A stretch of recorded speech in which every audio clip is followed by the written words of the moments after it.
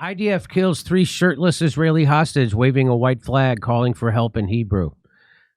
So if they're going to slaughter their own hostages, I mean, the Israeli hostages, what do you think they're doing to Palestinians? Palestinians have no chance. Here's the story. You ready? 3 Israeli hostages who were shot. Oh, do I have no? 3 Israeli hostages who were shot and killed Friday by Israeli forces were shirtless, and one of them was waving a white flag of surrender. And who said that? An Israeli military official said that. 2 hostages were killed immediately. The third was wounded and yelling for help in Hebrew before being shot again. Yeah, they're that not good at it at the IDF, which I was told was amazing. They're not. It's a trick. There's an old Bible story about, the word shibboleth. Yeah, I've heard it. I don't know what it means. Okay, so the way Israel in the Bible, I can't remember who they had to slaughter, but the people were pretending to be Hebrews to get by, and so their test was go pronounce shibboleth, and the people from whatever their adversarial tribe was couldn't say sh sounds. Oh, really? Or something. So when they couldn't pronounce it right, they would know and kill them. That's an old Bible story. That's where we get shibboleth from. But it's interesting, like there's no shibboleth that they could have said or pronounced the Hebrew word properly. We'll know you're Hebrew. 3 hostages were identified, and the IDF has identified a nearby building marked with SOS and help 3 hostages. So the hostages put SOS, help, 3 hostages. They wrote that on a building. IDF still slaughtered their own hostages. 2 days earlier, but had believed it. They thought it was a trap. Reactions around the world Saturday morning were incredulous. Sarah Leah Whitson, executive director of Dawn, tweeted, thousands of Palestinians have described how Israel fires at unarmed people who pose no threat, but only when it happens to Israelis do people believe it. We wrote a report some years ago specifically on the topic of Israel shooting at Gazans waving white flags. They shoot aid, they shoot Red Cross workers, they shoot nurses, they shoot people in wheelchairs, they shoot kids, they shoot everybody. The Israeli Information Center for Human Rights in the occupied territories tweeted, "It is prohibited by international humanitarian law and basic moral principles to shoot people who yielded and carry a white flag, regardless whether they're combatants or not, regardless of their nationality and religion." Owen Jones, a columnist for The Guardian, tweeted, 3 obviously unarmed shirtless Israeli hostages yelling in Hebrew, waving a white flag, were shot dead by Israeli troops. Palestinian civilians don't stand a chance. Hundreds of relatives and maybe it's wishful thinking on my part, but I get a sense in my bones that this is not going to turn out well for Israel in the long run. This is not. You don't think so? I'm just telling you, this is not gonna be good. Because they're not gonna. They're mad. So they're not dividing the people over. Oh, who do you like better, the Arab side or the Israeli side? Israelis now are split. That's right. Because the weird hybridizing of ultra religious with ultra religious Zionists who don't like each other, with secular, with all that, and no constitution.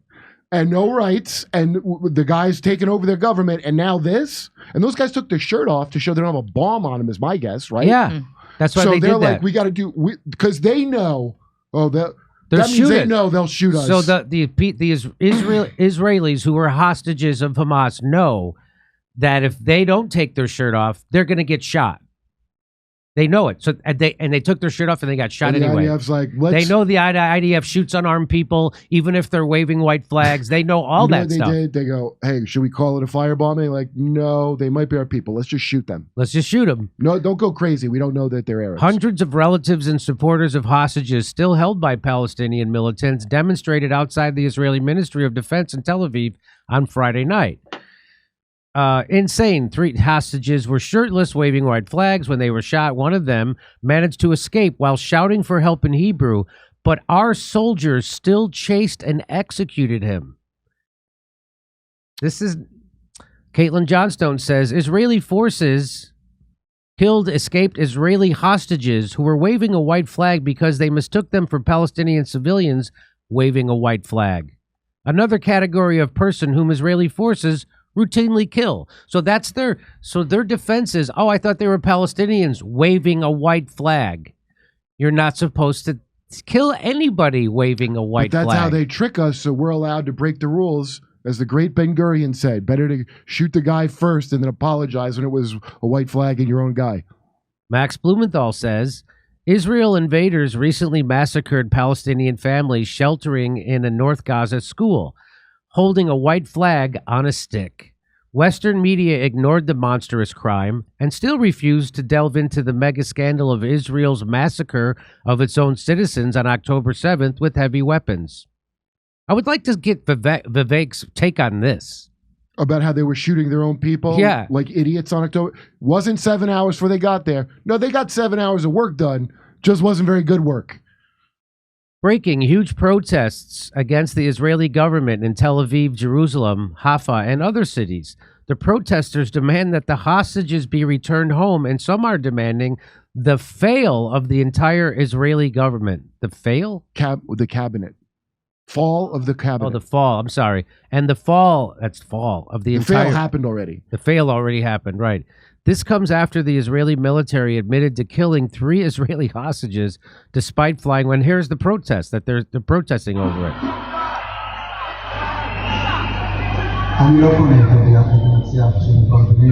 So... This is why, let the record reflect that the mass murder of 10,000 Palestinian children was not the cause of these protests.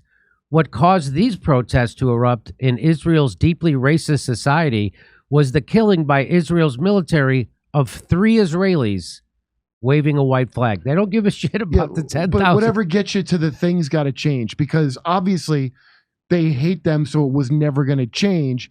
It's an unworkable system like actual apartheid in South Africa was. Right. It ain't going to change until the actual people, even if they're racist, which I'm sure many are, they have to be like, this isn't working for anybody. That's your only step to it changing. So like, okay, yeah, no, I know. The record reflects that.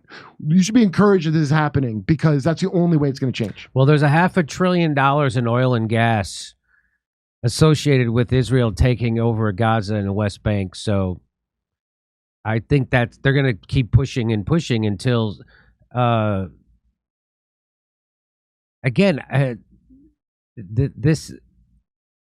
this is going to be.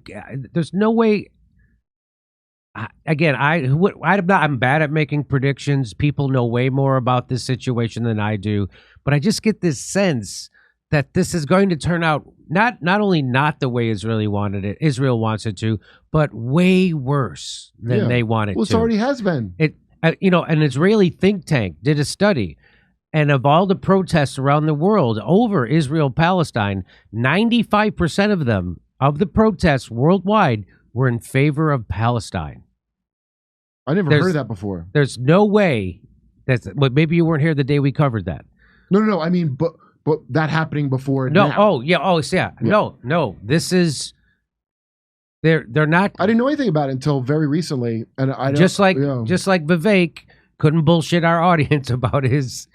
I mean, that's not really saying that I'm not the president of Israel. I'll just stop giving them money and wash my. You can't wash your hands of this. That was kind of a morally cowardice kind of a position to take.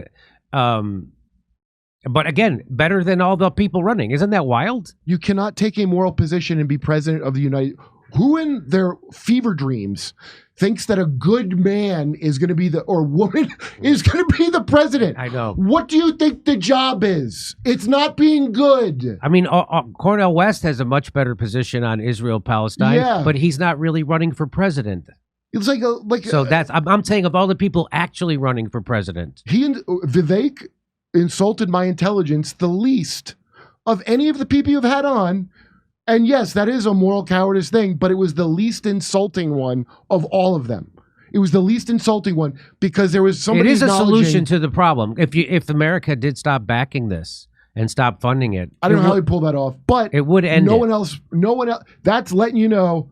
Well, I think we could cut this stuff off, and then I could, because politically, how in the hell would you say this and become president? How would you?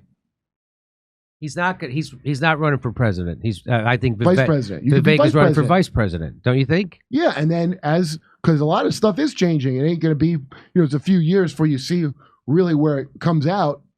I mean, look how long it took for 9/11 to get us here, like 20 years or more. Yeah, right.